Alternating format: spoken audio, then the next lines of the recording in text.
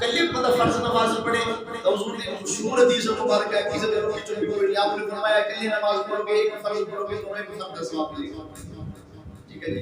اور فرمایا وہی فرض اگر تسا امام دے پیچھے پڑھو گے، فرمایا اللہ رب العالمین کو سمائیاں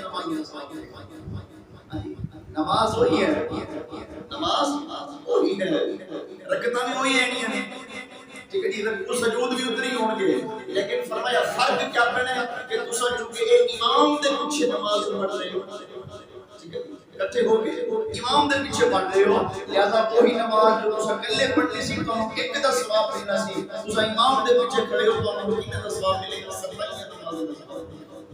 اللہ۔ نبی کریم صلی اللہ علیہ وسلم نے ارشاد فرمایا امام جس وقت قرات کرتا ہے، جس وقت قرات کرتا ہے تے فرمایا امام دے ہر حرف دے عوض، ہر حرف دے عوض مقتدی دے نام اعمال دے اندر 200 نیکی لکھی جاتی ہے۔ کتنی نیکی لکھی جاتی ہے؟ 200 نیکی لکھی جاتی ہے۔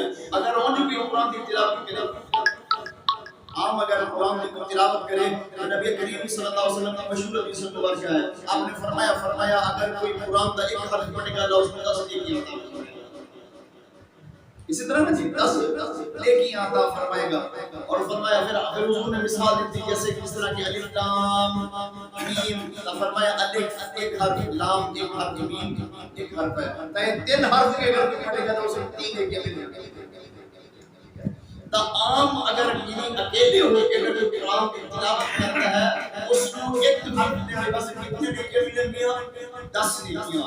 لیکن فرمایا اگر کوئی شخص امام کے پیچھے کھڑا ہے، پڑھ نہیں رہا، صرف سن دیا ہے، صرف کی کر رہی ہے؟ سن رہا ہے امام کے پیچھے کھڑا قرات نو، تو فرمایا امام دی قرات دے ہر حرف دے عوض دے اندر مقتدی دے نام اعمال دے اندر 200 نیکی لکھی جاتی ہے۔ اندازہ لگا تا اتنا سارا جو نماز دا ثواب ہے دا بڑھیا، قرات دا قرآن دی تلاوت دا ثواب جو ہے نا وہ دا بڑھیا، یہ سارا کچھ کہتے سبب ہی کون بن گیا ہے؟ سبب کون بن گیا؟ امام۔